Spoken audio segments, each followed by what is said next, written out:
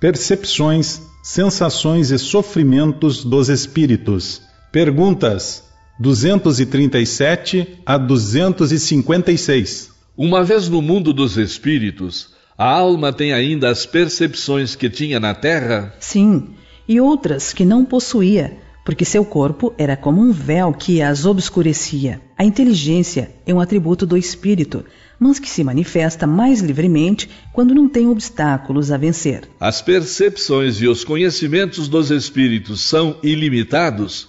Numa palavra, eles sabem tudo? Quanto mais se aproximam da perfeição, tanto mais sabem. Se são espíritos superiores, sabem muito. Os espíritos inferiores são mais ou menos ignorantes acerca de todas as coisas. Os espíritos conhecem o princípio das coisas? Conforme a sua elevação e a sua natureza. Os espíritos inferiores não sabem mais que os homens. Os espíritos compreendem a duração como nós? Não. E é isto que faz que nem sempre nos compreendeis, quando se trata de determinar datas ou épocas. Os espíritos vivem fora do tempo tal como o compreendemos. A duração, para eles, anula-se, por assim dizer, e os séculos, para nós, tão longos, não passam aos olhos deles de instantes que se apagam na eternidade. Do mesmo modo que as desigualdades do solo se apagam e desaparecem para quem se eleva no espaço. Os espíritos fazem do presente uma ideia mais precisa e mais justa do que nós? Mais ou menos, como aquele que vê claramente, faz ideia mais exata das coisas do que o cego. Os espíritos veem o que não vedes, julgam, pois de modo diverso do vosso, mas ainda uma vez, isso depende da elevação deles. Como é que os espíritos têm conhecimento do passado? Esse conhecimento é ilimitado para eles? O passado, quando com ele nos ocupamos, é presente, exatamente como te lembras de uma coisa que te impressionou no curso do teu exílio. Simplesmente como já não temos o véu material que obscurece a tua inteligência, lembramo-nos de coisas que para ti estão apagadas. Mas nem tudo os espíritos sabem, a começar pela sua própria criação. Os espíritos conhecem o futuro? Isso também depende da perfeição deles. Muitas vezes apenas o entreveem, mas nem sempre lhe é permitido revelá-lo. Quando veem, o futuro lhes parece o presente. O espírito vê o futuro mais claramente à medida que se aproxima de Deus. Após a morte, a alma vê e abarca num piscar de olhos suas migrações passadas, mas não pode ver o que Deus lhe reserva. Para isso é preciso que esteja completamente integrada a Ele, depois de muitas existências. Os espíritos que alcançaram a perfeição absoluta têm conhecimento completo do futuro? Completo não é bem o termo, pois só Deus é soberano Senhor e ninguém o pode igualar. Os espíritos veem a Deus? Só os espíritos superiores o veem e o compreendem. Os inferiores o sentem e o adivinham. Quando um espírito inferior diz que Deus lhe proíbe ou permite uma coisa, como sabe que isso vem de Deus? Ele não vê a Deus, mas sente a sua soberania. E sempre que uma coisa não deve ser feita, uma palavra não deve ser dita, ele sente uma espécie de intuição, uma advertência invisível que o proíbe de fazê-lo. Vós mesmos não tendes pressentimentos que são como avisos secretos para fazerdes ou não isto ou aquilo?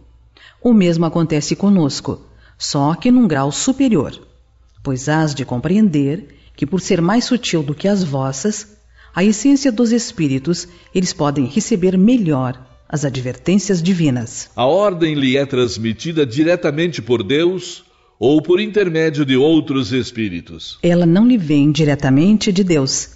Para se comunicar com Deus, é preciso ser digno disso. Deus lhe transmite suas ordens por meio de espíritos mais elevados em perfeição e instrução. A visão dos espíritos é circunscrita como a dos seres corpóreos? Não, ela reside neles por inteiro. Os espíritos precisam da luz para ver? Veem por si mesmos, sem precisarem de luz exterior. Para eles não há trevas, a não ser aquelas em que podem achar-se por expiação. Os espíritos têm necessidade de transportar-se para verem o que se passa em dois pontos diferentes? Podem, por exemplo, ver simultaneamente nos dois hemisférios do globo? Como o espírito se transporta com a rapidez do pensamento, pode-se dizer que vê em toda parte ao mesmo tempo. Seu pensamento pode irradiar e dirigir-se para muitos pontos diferentes ao mesmo tempo. Mas essa faculdade depende da sua pureza. Quanto menos puro é o espírito, tanto mais limitada é a sua visão. Só os espíritos superiores podem abarcar o conjunto. No espírito, a faculdade de ver é uma propriedade inerente à sua natureza e que reside em todo o seu ser, como a luz reside em todas as partes de um corpo luminoso. É uma espécie de lucidez universal que se estende a tudo, que abrange simultaneamente o espaço, os tempos e as coisas, lucidez para a qual não há trevas nem obstáculos materiais. Compreende-se que deva ser assim. No homem, a visão se dá pelo funcionamento de um órgão que a luz impressiona. Não havendo luz, ele fica na obscuridade. No espírito, como a faculdade de ver é um atributo próprio, abstração feita de qualquer agente exterior, a visão independe da luz. O espírito vê as coisas tão distintamente como nós? Mais distintamente, pois sua visão penetra o que não podeis penetrar. Nada a obscurece. O espírito percebe os sons? Sim, e percebe até mesmo os sons que os vossos sentidos obtusos são incapazes de perceber. No espírito, a faculdade de ouvir está em todo o seu ser, como a de ver? Todas as percepções são atributos do espírito e fazem parte do seu ser. Quando está revestido de um corpo material, elas só lhe chegam pelo conduto dos órgãos, mas no estado de liberdade deixam de estar localizadas. Sendo as percepções atributos do próprio espírito, ser-lhe-á possível subtrair-se a elas? O espírito só vê e ouve o que quer. Isto é dito de forma geral, sobretudo para os espíritos elevados, pois os imperfeitos muitas vezes ouvem e veem a revelia deles, o que possa ser útil ao seu aperfeiçoamento. Os espíritos são sensíveis à música? Referi-vos à vossa música, que é ela comparada à música celeste, a esta harmonia de que nada na terra vos pode dar ideia. Uma está para a outra, como o canto do selvagem para uma suave melodia. Não obstante, espíritos vulgares podem experimentar certo prazer em ouvir a vossa música, por não lhes ser dado ainda compreender outra mais sublime. A música possui infinitos encantos para os espíritos, em razão de terem muito desenvolvidas as suas qualidades sensitivas. Refiro-me à música celeste, que é tudo o que de mais belo e suave a imaginação espiritual pode conceber. Os espíritos são sensíveis às belezas da natureza? As belezas naturais dos globos são tão diferentes que estamos longe de as conhecer. Sim, os espíritos são sensíveis a essas belezas, segundo as aptidões que tenham para as apreciar e compreender. Para os espíritos elevados, há belezas de conjunto diante das quais se apagam, por assim dizer, as belezas dos detalhes. Os espíritos experimentam as nossas necessidades e sofrimentos físicos? Eles os conhecem, porque os sofreram, mas não os experimentam como vós materialmente. São espíritos. Os espíritos sentem fadiga e necessidade de repouso? Não podem sentir fadiga tal como as entendeis. Conseguintemente, não precisam do repouso corporal, já que não possuem órgãos cujas forças devam ser reparadas. Contudo, o espírito repousa no sentido de não estar em constante atividade. Ele não age de maneira material.